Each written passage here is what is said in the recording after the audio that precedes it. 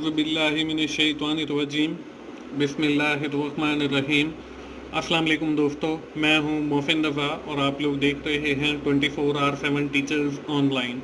दोस्तों, हमारी database management system की क्लास चल रही है और आज उस सीरीज़ का हमारा 12वां लेक्चर है।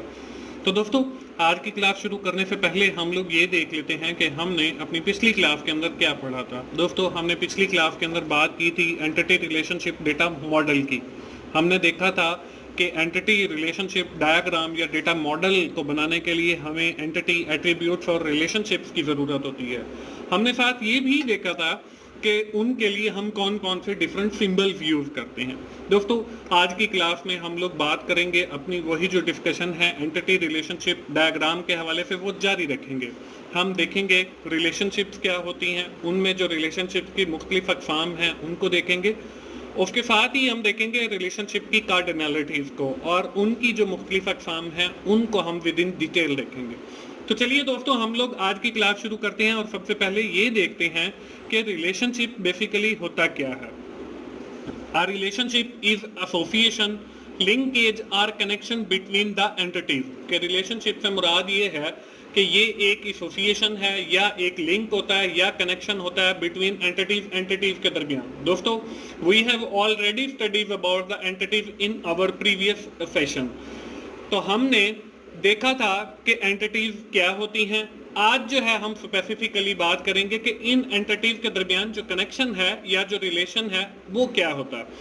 इट इज टू डायरेक्शनल, ये दो तरफा होता है। Significant association between two entities और बिटवीन एंटिटीज एंड इटसेल्फ, या तो ये दो एंटिटीज के दरमियान होता है या दो से ज़ायद एंटिटीज के दरमियान होता है या फिर इटसेल्फ एंटिटी एक ही एंटिटी के दरमियान होता है। तो दोस्तों, हमारे पास मुख्तलिफ अक़साम के रिलेशनशिप हैं। इसमें यूनरी रिलेशनशिप है, बाइनरी रिलेशनशिप है, टर्नरी रिलेशनशिप है और एनरी रिलेशनशिप है। हम बारी बारी जो है अगली स्लाइड पर चलते हैं और इन रिलेशनशिप्स को जो है वो देखते हैं। हमने सबसे पहले देखा unary relationship, an entity type linked with itself, also called recursive relationship।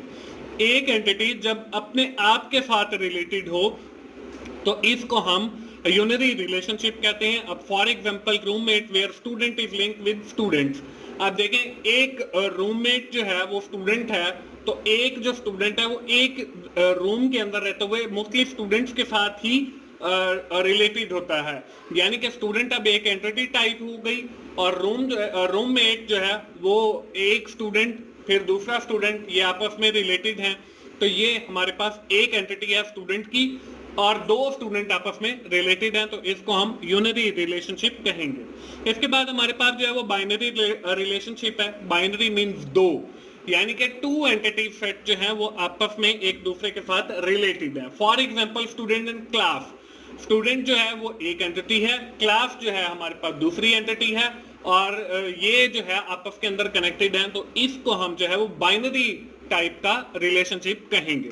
इसके बाद तीसरा जो हमारे पास रिलेशनशिप है दोस्तों वो है टर्नरी रिलेशनशिप। अब ये क्या होता है, जब दो से ज्यादा एंटिटीज हों आपके पास तो ऐसे रिलेशनशिप को हम टर्नरी रिलेशनशिप कहते हैं। अब इसमें देखें, हमारे पास जो है वेंडर का एक एंटिटी है, वेयर हाउस की एक एंटिटी है और पार्ट की एक एंटिटी है और ये तीनों जो है आपस में इंटर रिलेटेड हैं, इनके दरमियान एक कनेक्शन पाया जाता है। इस रिलेशनशिप को जो है हम टर्नरी रिलेशनशिप कहेंगे।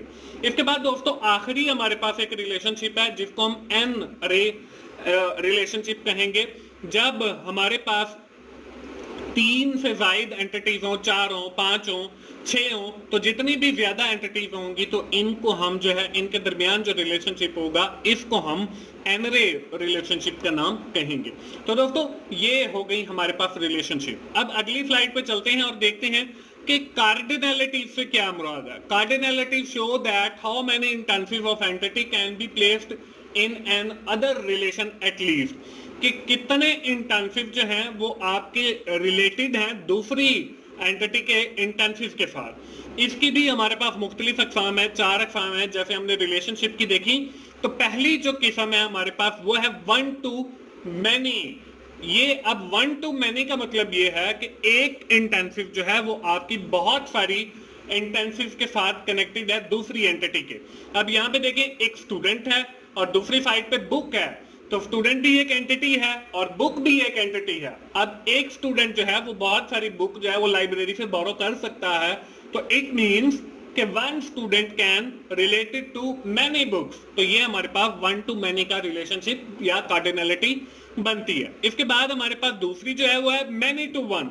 इसी तरह आपको इसकी भी डायग्राम नजर आ रही है कि एम्प्लॉइज की एक एंटिटी है और दूसरी तरफ प्रोजेक्ट की एंटिटी है। तो एम्प्लॉइज जो है वो बहुत सारे एम्प्लॉइज जो है वो एक ही प्रोजेक्ट के ऊपर असाइन हो सकते हैं।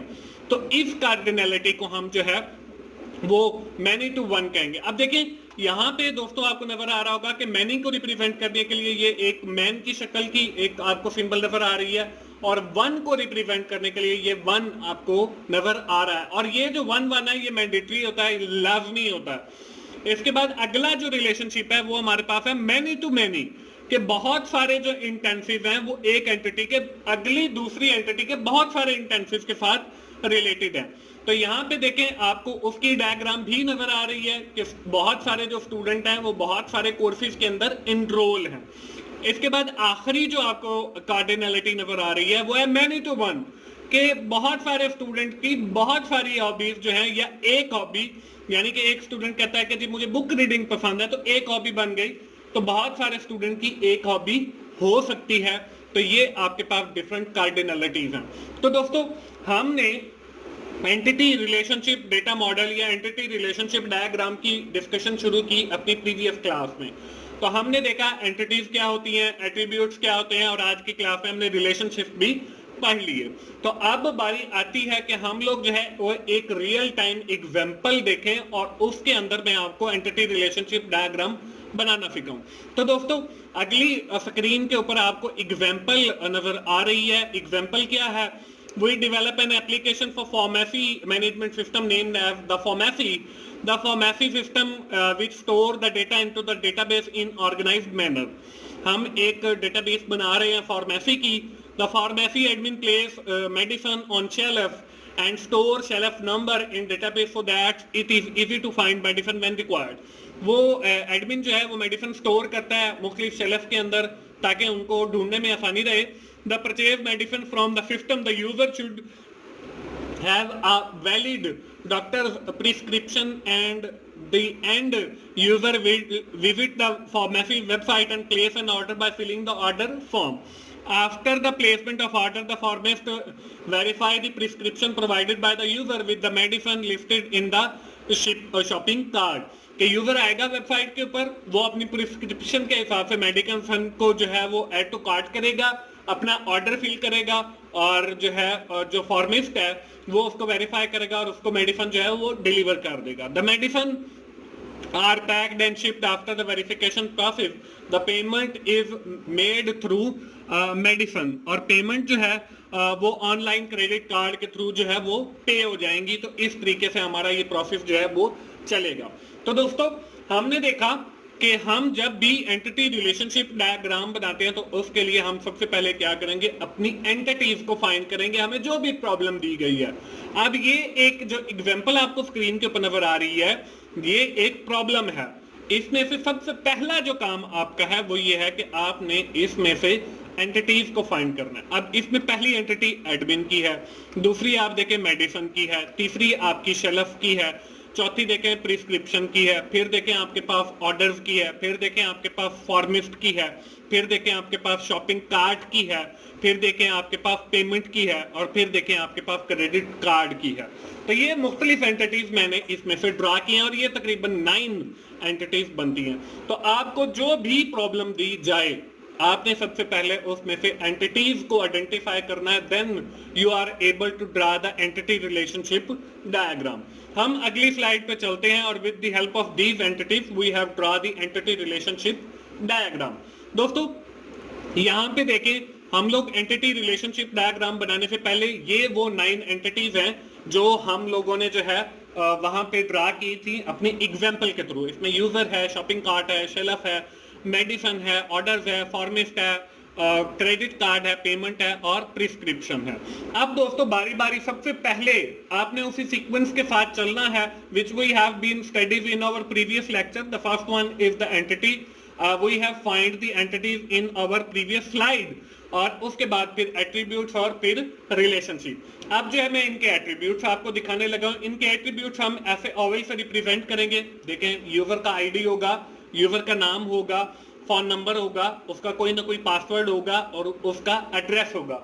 आपने बिल्कुल सेम एज इट इज जो है इसको ड्रा करना है। आप इनको ऊपर रख सकते हैं, इनको साइड में रख सकते हैं, इनको लेफ्ट में, और आज की इसी क्लास में मैं ये ऊपर नीचे रख के भी दिखाऊंगा एट्रीब्यूट्स को।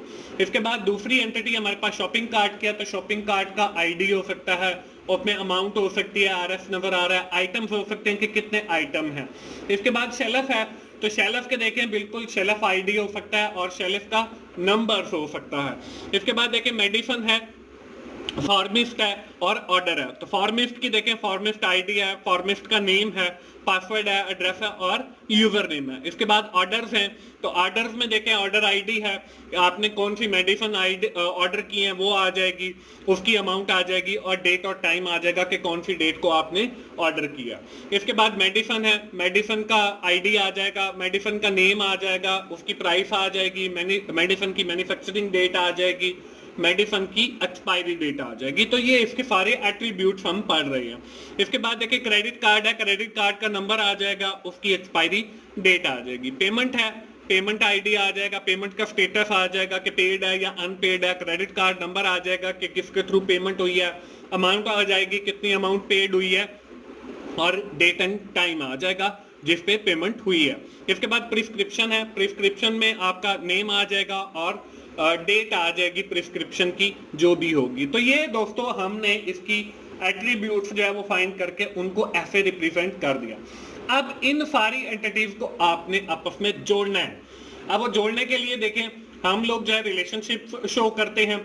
यहाँ पे देखें यूजर जो है वो ऐड आइटम करेंगे शॉपिंग कार्ट के अंदर।